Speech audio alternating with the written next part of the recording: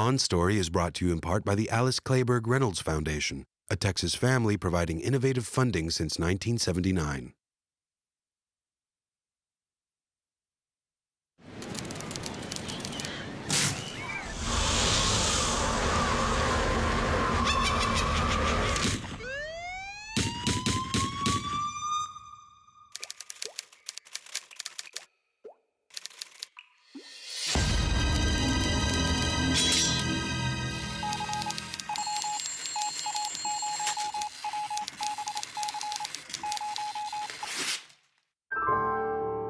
On Story, presented by Austin Film Festival, a look inside the creative process from today's leading writers and directors.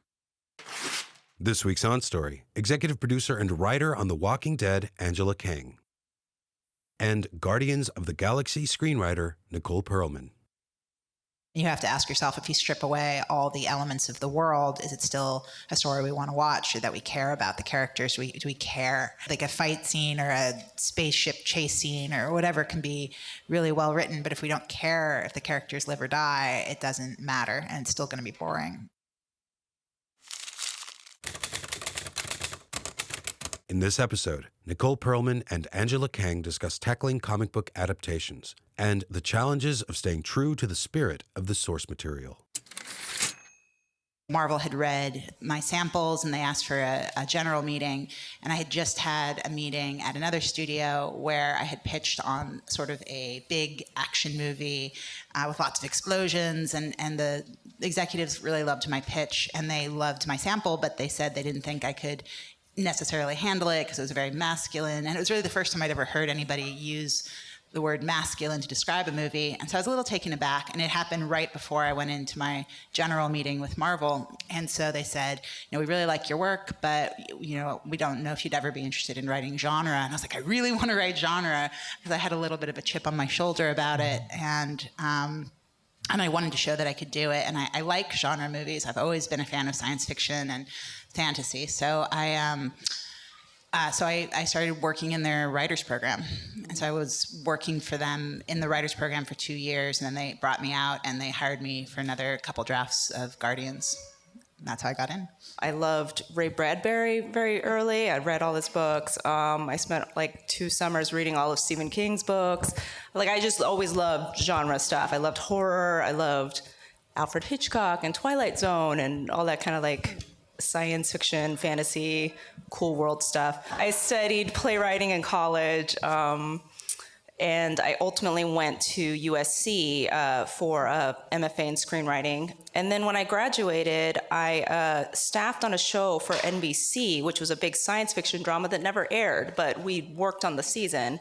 So that was my first writing staff job. Off of that, I went on to a show called Terriers, which also had like genre writers on it. Sean Ryan, he had started pretty early on the show Angel. And then one of our EPs was Tim Minear, who's a big Joss Whedon guy. And then from there, I ended up on The Walking Dead because I was a huge fan of the first season. My show Terriers lasted a season, and Walking Dead was like the thing that I most wanted to be on. And I got staffed on that off of like a survivalist militia pilot that I had written.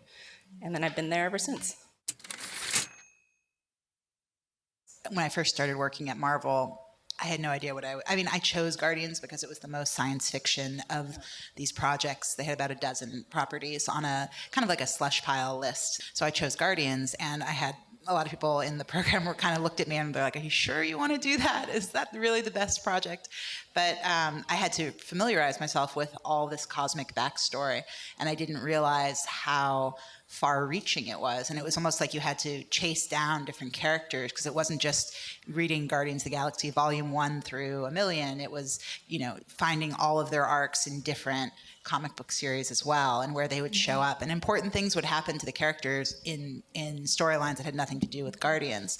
So really, like, we found a really important point about Gamora's childhood, how she was sort of raised by Thanos in a Christmas issue from the 90s, that you would never have thought to hunt down. Anyway, it was very much kind of we have a certain amount of time to hunt down this information and get a sense of what we have to work with. And then I just started sorting through and seeing what resonated. And Captain Marvel, it's the same way, in that she's been around for forever, and she's had a lot of different incarnations, and there's been many versions of her. And it's trying to find the one that is the most resonant and is going to work well in the story that we want to tell. And yeah, it's sifting. It's a lot of sifting. And so, you know, sometimes I'm like, oh, I have 800 pages of comic books to read this weekend. And people are like, poor you. Oh, it's so sad. You know, so it's kind of a fun job. So I started working on it in 2009. And at that point, the reason it had come to the producer's attention was a 2008 reboot of the series by Dan Abnett and Andy Lanning. And that series was very colorful and sarcastic and bright and had a lot of like self-mockery, and it was really funny. And so I think that was what made them notice it, in terms of it being a specific cosmic team that they were interested in. And so, but one of the problems was that Peter Quill in that comic, Star-Lord, was a very traditional hero. He was a much more noble guy. Like, he was funny, but he's just the reason for him forming the Guardians was kind of a selfless redemption reason. Like, he had made a mistake in the past and he wanted to rectify it. And so he gathered a group of his friends together to go off and do good work, you know, and we just thought that was kind of boring. So, there were a lot of different versions of the script, but I think I did 44 creative submissions over, not just drafts, but like outlines and beat sheets and stuff over the 2.5 years that I worked on it. So I went through a lot of different versions. What is your name? My name is Peter Quill, okay? Dude, chill out. Move! Why? Ronan may have questions for you. Hey, you know what? There's another name you might know me by. Star-Lord. Who? Star-Lord, man. Legendary outlaw. Guys. Move! The thing that came out pretty quickly was that Peter Quill, we wanted him to be kind of a lovable rogue. And so we had him not be a great guy with a noble purpose at the beginning. He was sort of selfish, and every character was not, they were not friends at the beginning. They were all sort of lost elements. Spare me your foul gaze, woman. Why is this one here? We promised him he could stay by your side until he kills your boss. I always keep my promises when they're to muscle around. Whack jobs will kill me if I don't. Here you go. Oh, I was just kidding about the leg. I just need these two things. What? No, I thought it'd be funny. Was it funny? No, wait, what did he look like hopping around? I had to transfer him 30,000 units. We wanted to have the theme be one of family and being able to sort of create lots of sort of orphaned people coming together and forming their own family. And so that was a very big departure from the comics. I have lived most of my life surrounded by my enemies. I will be grateful to die among my friends. You are an honorable man, Quill. I will fight beside you. And in the end, see my wife and daughter again.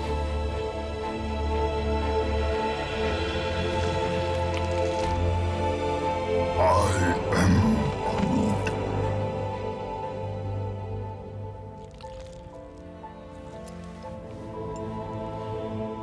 One of the characters that was in from the very beginning was Groot. And I was like, how am I going to write this Groot? You know, Groot is so, you know, obviously, but he ended up being one of the most wonderful characters in the project, and I think a lot of that has to do with the animation of him was so whoever made really those soulful doe eyes it was a really beautiful change. And I you know, in terms of writing Groot, one of the hard parts is obviously you can't use dialogue. I am Groot. Well, that's just as fascinating as the first 89 times you told me that. What is wrong with Giventree here? Well, he don't know talking good like me and you. So his vocabularistics is limited to I and am and Groot.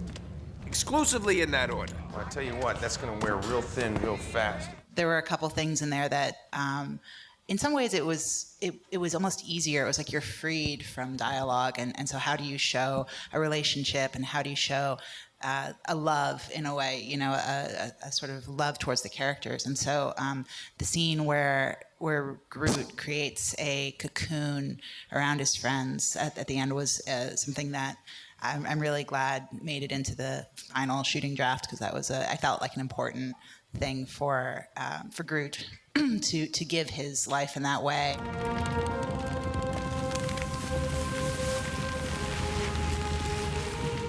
No, Groot! You can't. You'll die. Why are you doing this? Why?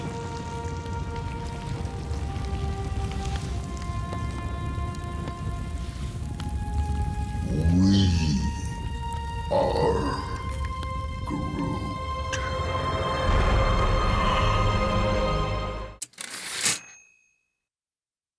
Before I got staffed on the show, I actually read like every issue of the comic before I ever even got a meeting. Like, I love the comic book. Where we always start from is knowing the comics kind of inside and out.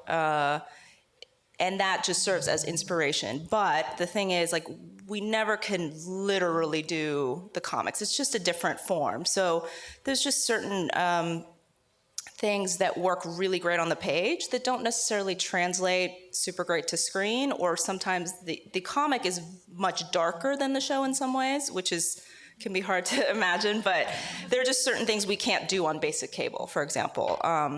So what we always try to do is look for like, what about those stories in the comic do we find compelling? Like, what is at the core of those stories? And then we really look to mine those pieces. And then we do what my current boss, Scott, he calls like remixing. So that's kind of the approach to the comic. And it's really what Robert Kirkman, the comic book creator who works with us on the seasons as well, like, he's really into that, like keeping like the orange cones of the story, like the big important points, while staying true to the spirit of it, while not necessarily being literal about following the storylines. You know, we may get to a particular story point in a different way. We may be fleshing out pieces that, you know, he kind of like skated by quickly in the comic. Robert often says, you know, he started the comic book series when he was in his early 20s. Sometimes he says now, oh man, if I could go back, I would have done that totally differently. So in a way, like, the show affords that opportunity to kind of flesh out the storytelling, do it a little bit differently. And so that's kind of our approach to it. So the first season I worked on the show was season 2. And the second episode that I was assigned was one in which we killed off a character called Dale. And he survives a bit longer in the comics. And at the time, it was felt that, you know, the characters had been kind of safe on this farm that they've been hanging out on for a while. And we always knew from the very beginning of the season that we would be following a comic book story in which one of the major characters, Shane, would die at the end of the season.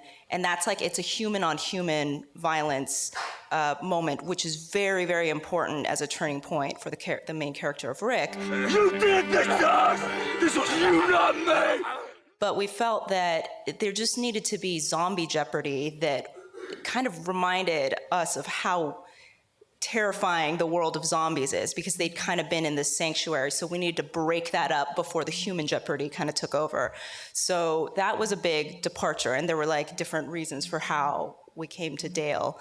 But then ultimately, like in the way that the show remixes stories, couple seasons later, I wrote an episode called Four Walls and a Roof. I co-wrote it with one of my colleagues, in which another character named Bob that we introduced into the show got the death that Dale got in the comic book.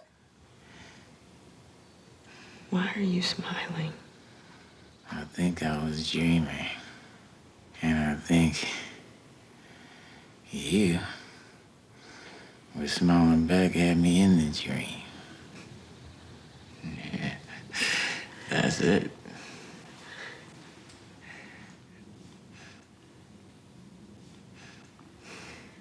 So what is it? The good that comes out of this bad.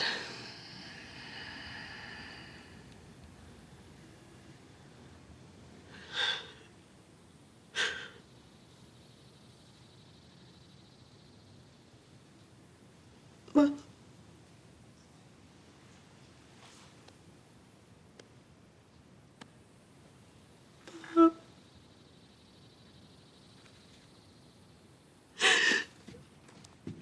in the novels and the comic book where Bob appears as a character, he's an older white man, but when, you know, they kind of put out the casting notice to everybody, and Lawrence Gilliard, who's a younger African-American man, came in and auditioned, he took that role. So it's things shift constantly in the way that the stories unfold. But, you know, it's like we have plans a lot of times, maybe like a season to 2 seasons in advance, sometimes even longer.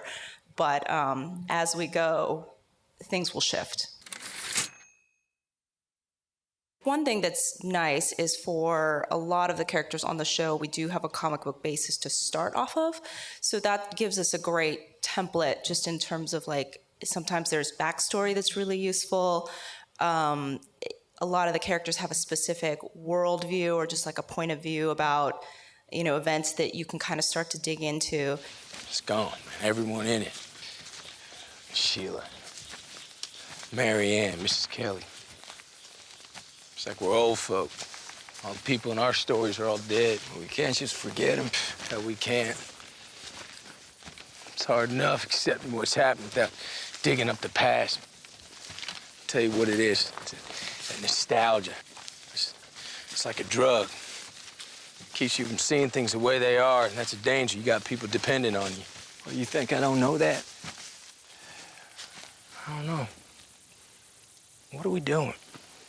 Got every able body at your disposal out scouring these woods for a little girl we both know is likely dead. Well, you think we should abandon the search? That's not my call, is it? And then from there, I think it's like the process of writing any character. I think it's you draw on things that are personal. You try to make people not too perfect. I think that in genre entertainment, sometimes like there's a way in which I'm just going to use like the word superhero as it's a shortcut. But so there can be superheroes like Superman that just are like kind of invulnerable and perfect, but like that's not necessarily like interesting as a story. So you find ways to kind of make everybody feel human. And you know, so we have a cast full of people that are sort of action hero-y at times, but they're also very, they got to be able to go through their life in the same ways that any of us do, and they have deep emotions about things. No more kid stuff. I wish you could have the childhood I had, but that's not gonna happen. People are gonna die. I'm gonna die. Mom. There's no way you can ever be ready for it. I try to be, but I can't. Best we can do now is avoid it as long as we can, keep one step ahead.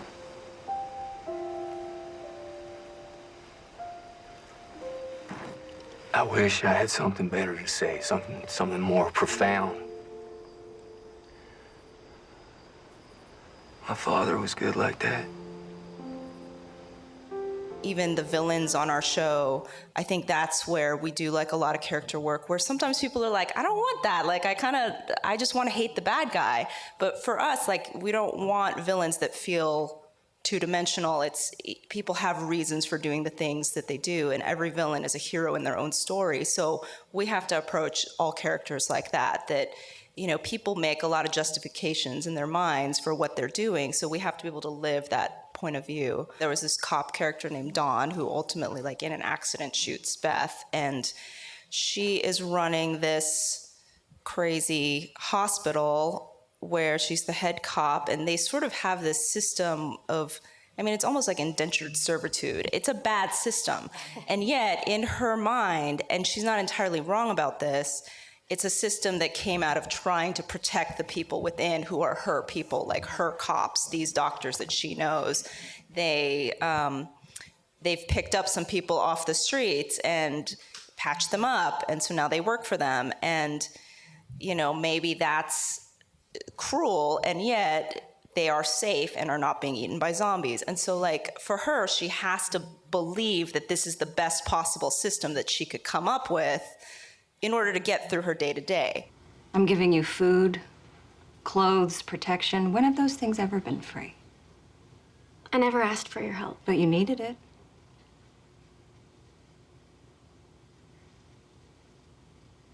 Try to look at the good we're doing.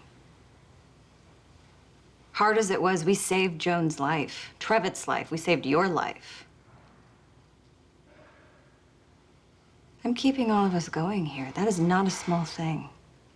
You know, we all end up writing things that you have to write a character point of view as if you absolutely believe that to be the truth as the writer, even if that's like not what you personally believe. So that's like one of the things that's fun about the show too, because you have people on all sides of kind of, you know, personal and political spectrums, and, you know, you just kind of write to it. In TV, since we also produce the episodes, like, it's often me saying to a director who's coming in for the first time, like, zombies wouldn't do that, because there are like really specific just guidelines in terms of how the zombies on our show behave, because in different zombie movies and zombie shows, like, there's different behaviors. So like, we have kind of like a zombie canon for The Walking Dead. It basically maps to like what Romero zombies do, but there are twists to it. So I actually think for us, having those rules is helpful, because there's sort of like, just like, that is set, and we know what those rules are, and they kind of operate within that. Like, they're not going to suddenly start like flying or do some like weird thing that we haven't seen them do before. You know, similar to what Nicole's saying, it's like you want things to have an internal logic in genre entertainment, because it's sort of like if you're asking the audience to make such a big buy-in on whatever concept, you know, it's like you let that be the element that, you know, has a lot of imagination, and you try to make the human stuff as human as possible and recognizable. Nobody's like, remember, we're writing for 14-year-old boys. Because I don't think they think that. I don't think we're thinking we're writing for 14-year-old boys, because we're not. And honestly, Guardians, at the time that it was released, was the Marvel movie that had the highest female audience attendance. So hopefully, I mean, I think more and more women are coming to genre movies. I had a really awful general meeting like 6 months ago, where somebody was offering me a project at a studio, and they were like, and I was like, why did you think of me for this project? This isn't really my thing. And they're like, well, you're a woman, and our boss is a woman, and women apparently go see movies now. So, and I was like, oh, so that I think it's just sort of a shifting thing. Yeah. My experience has been similar to Nicole's. Like, we just don't really think of it that way. You know, like Guardians, like almost half the audience was female. The Walking Dead is like the #1 show amongst women. We have a huge female audience, and like horror movies in general have huge female audiences. You know, the idea that like genre is just for boys, like I do think like that perception is shifting a bit. I think some still tends to be a little more male oriented, but you know, like in the publishing world, I don't think people ask like J.K. Rowling this question, or like the author of The Hunger Games, or, you know, like there's huge, you know, fantasy trilogies and like, you know, book compilations that just, they're written by women and have strong characters that are male and female. And, you know, it's kind of a thing that it gets asked a lot, I think, like in TV and film, because there is still such a gender imbalance, like in terms of the people who are writing and directing and producing, but it's not for lack of interest, I think, on women's parts, you know? I also think there's a lot of fantastic comics that are coming out, or have been coming out for a while, that are about strong women characters who aren't in, you know, skin tight outfits necessarily. And I think that the more diverse the subject matter, the more diverse the audience, and more interesting. I think it's better for everybody, frankly. You've been watching a conversation with Angela Kang and Nicole Perlman on Story. On Story is part of a growing number of programs in Austin Film Festival's On Story project, including the On Story PBS series, now streaming online, the On Story radio program and podcast in collaboration with Public Radio International, and the On Story book series available on Amazon. To find out more about On Story and Austin Film Festival, visit onstory.tv or austinfilmfestival.com.